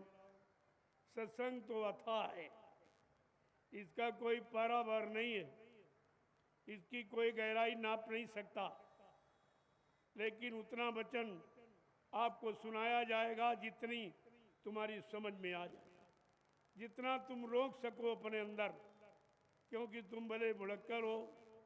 जब संतों की सारी वाणी भूल गए जो मथुरा में सुनाई गई 60 वर्ष, वो तो आप सब भूल गए, एक भी वचन आपके पास नहीं। तो अब मैं उतना ही सुनाऊंगा जितना आपकी समझ में आए और जितने से आपका काम बन जाए। बात तो ये। जय गुरुदेव, जय गुरुदेव, जय गुरुदेव, जय गुरुदेव। जय गुरुदेव नाम किसका, जय गुरुदेव नाम किसका, प्रभु का प्यारा नाम। जोर से बोलो, आप मिल बोलो, बोलना होगा, अभी से बोलो। दुख दर्द हरेंगे, सब कष्ट मिटेंगे, सुख शांति भी देंगे। सबके दाता, सबके मालिक, प्रेम से बोले, ये नाम नहीं इंसान का, नाम है प्रभु का, ये काम नहीं इंसान का। ये काम है प्रभु का। प्रेमियों, अब ये काम इंसानों के बस का नहीं रहा, चाहे राजनीति का हो चाहे धर्म, दोनों व्यवस्थाएं खत्म हो गई। न राजनीति रही सच्ची, न धर्मनीति रही। धर्मनीति में पाखंड घुस गया और राजनीति में स्वार्थ घुस गया, इसलिए दोनों खत्म हो गए। अब आपको सोचना चाहिए कि सच्ची राजनीति और सच्चा ये मानव धर्म कहां से आए, कैसे आए। तो धीरे धीरे जब लगे रहोगे सब समझ में। प्रेमियों, कल सत्संग का आखिरी दिन, कल मैं ऐसा एक नजारा आपको दिखाऊंगा जो अपने जीवन में न सुना पड़ा भी नहीं हो, और ये काम किसी ने धरती मंडल पर नहीं किया आज तक। ये पहला काम है कि ग्रामवासियों को निमंत्रण, यहाँ जो भी 2-4 गांव है उनको निमंत्रण कर देने आप जाओगे। ठीक 7:30 बजे सुबह एक लाइन महिलाओं की, एक पुरुषों की। कन्याएं नहीं जाएंगी निमंत्रण में, वो भंडारे में महाप्रसाद बनाने में सहयोग करेंगी। पुरुष और महिलाएं जाएंगे हाथ में झंडा लेकर। आपको कहना क्या है ग्रामवासियों से? पुरुष पुरुषों को बताएंगे, महिलाएं महिलाओं को बताएंगी, आप घर में आज चूल्हा नहीं जलाएंगे। आप सबके लिए महाप्रसाद भंडारों में तैयार कराया गया। जिस महाप्रसाद को खाने से तमाम तरह की बीमारी, परेशानी, दुख, तकलीफ, मुसीबतें आपकी चली जाएंगी। इतना बड़ा लाभ है इस महाप्रसाद, तो इसको निमंत्रण नहीं देगा। तो देखिए कितना अनोखा काम है। ये सतयुग की व्यवस्था का सूत्रपात है, ये दूरदर्शी का संकेत है कि सबको रोटी और सबकी बेटियों की रक्षा। ये दूरदर्शी का इशारा है। न दूरदर्शी अभी आई और न कहीं गई है, तो है उसका समय, तिथि, तारीख सब निश्चित है। बाबा जी ने कई बार कहा मेरी दूरदर्शी की भूमिका व्यवस्था आने का समय और दिन तारीख सब निश्चित है। जब तक वो नहीं आ रहा तब तक मैंने सबको मौका दे दिया, ताकि कोई राजनीतिक और धार्मिक ये न कहे कि बाबा जी ने हमको मौका नहीं दिया, इसलिए आप अच्छा से अच्छा काम कर सकते हो और बुरा से बुरा जो तुम्हारी इच्छा में आए कर लो। दूरदर्शी आने पर ये सब जैसे झाड़ू लगा के गंदगी साफ कर दी जाती, ऐसे 70 साल की राजनीति की गंदगी और धर्मनीति की गंदगी को दूरदर्शी यानी झाड़ू के द्वारा बुहार कर देश के एक किनारे कर दी जाएगी। इसे आपको समझना चाहिए। कल ये आपको सुबह 7:30 अभी बता दिया जाएगा विधिवत आपको, तो तब तक आप वो झंडा गड़ा हुआ करिश्माई झंडा, सर्वलोक निवारण झंडा, भूत प्रेतों से निजात दिलाने वाला झंडा, तो ऐसा झंडा ये विश्व का अकेला झंडा। झंडे तो बहुत हैं, राजनीतिक पार्टियां जितनी उतने झंडे, धर्मस्थलों में झंडे, सब मतलब यानी, लेकिन कोई झंडा ये काम नहीं कर सकता जो यहाँ पर गाड़ के आपको उसकी सत्यता झंडे की बताई जा रही, दिखाई जा रही और कार्य रूप में परिणित की जा रही। आप परिक्रमा करिए उसकी, देखो झंडे का करिश्मा क्या है। लेकिन बात यह है कि आपको शाकाहारी रहना पड़ेगा। अगर शाकाहारी नहीं तो मेरी कोई गारंटी नहीं, गारंटी शाकाहारी। आप सब परिवार शाकाहारी हो जाए तो झंडे का काम आप लाभ मिल जाए, जय गुरुदेव नाम का भी लाभ आपको मिल जाए, तभी तो आप कहोगे प्रभु का नाम। और प्रभु सबके लिए आता, प्रभु के लिए कोई हिंदू मुसलमान कोई जात पात का झगड़ा नहीं होता, सब। जय गुरुदेव,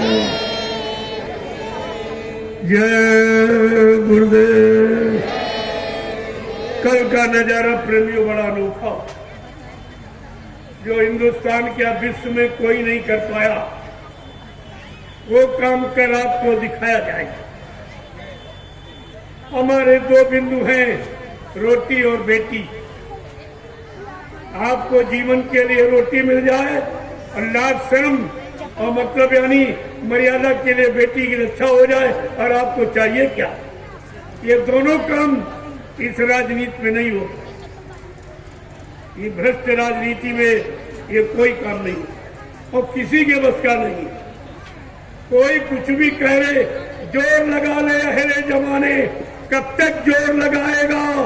जग में ये गुरुदेव का झंडा लहर लहर लहराएगा।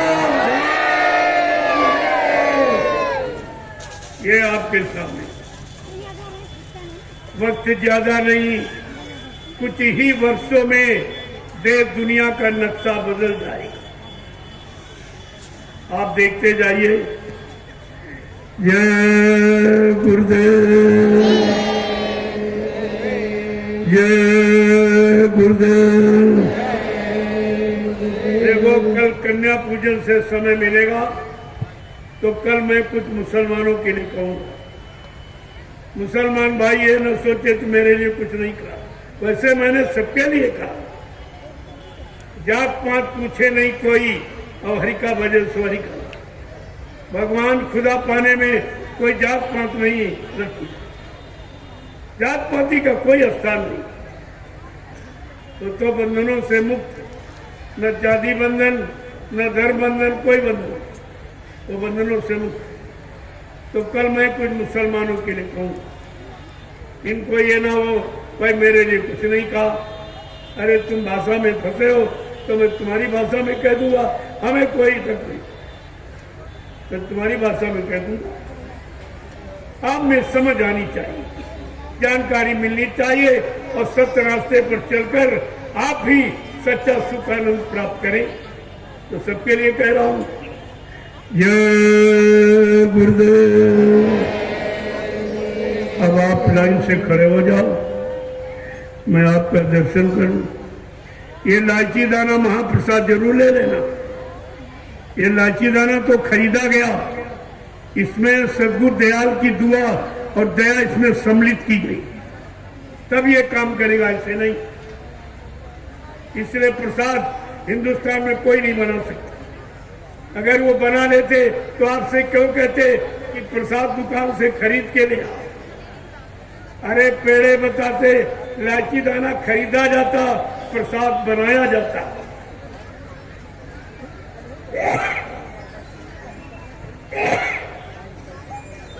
प्रेमियों, प्रसाद खरीदा नहीं जाता, बनाया जाता। और प्रसाद बनाने की शक्ति सामर्थ्य किसी में नहीं। यही तो सच्ची पहचान दरबार की, कि प्रसाद कोई नहीं बना सकता। और मैंने पूरे हिंदुस्तान में प्रसाद बांटा, पूरे हिंदुस्तान में घूम घूम का, और उसके बदले कुछ नहीं मांगा। ये दवा है, ये दवा दुआ का कोई मूल्य नहीं होता, दुआ का कोई मूल्य नहीं होता, कोई कीमत अदा नहीं कर सकता। मैंने पूरे हिंदुस्तान में, और आपके यहाँ जब पहले दिन आया तो एक यात्रा निकाली, वो यात्रा प्रसाद वितरण की थी। आज तक ये काम किसी ने किया नहीं। कितने कुंटल प्रसाद बांट दिया गया, जिसके बदले कुछ नहीं मांगा गया, और कहा तुम लोग अगर शाकाहारी रहोगे तो हमारा प्रसाद ये काम करेगा। एक आप जय गुरुदेव। अब आप लाइन से खड़े हो जाओ।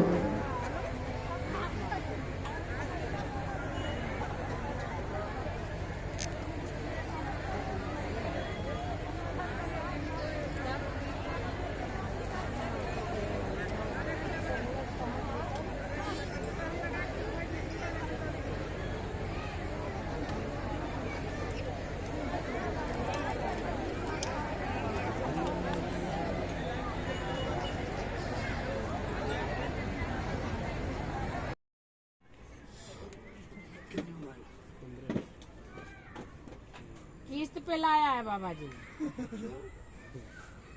उधार गाड़ी।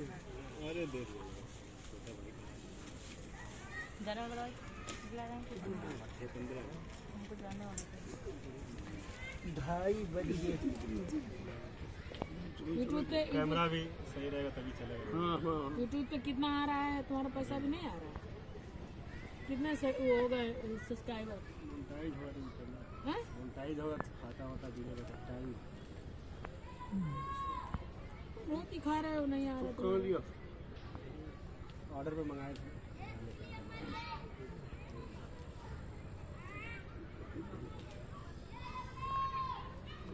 ए भैया, अगर नगद लो तो कितने का देगा?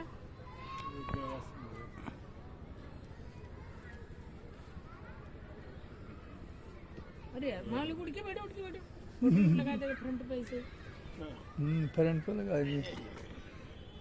रुक जा। कपड़ा लगा दी।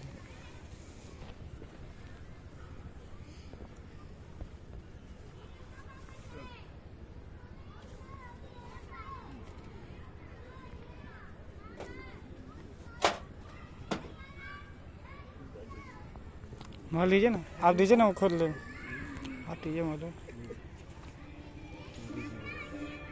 बीज मुंगरी मार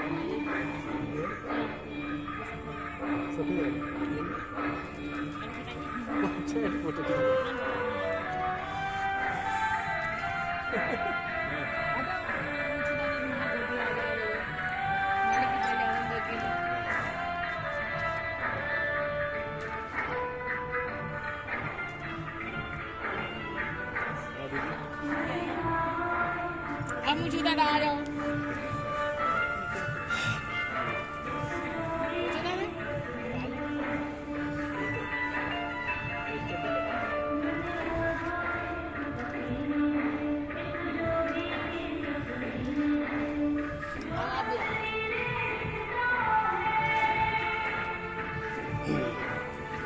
उधर बैठ जा। अरे दी भैया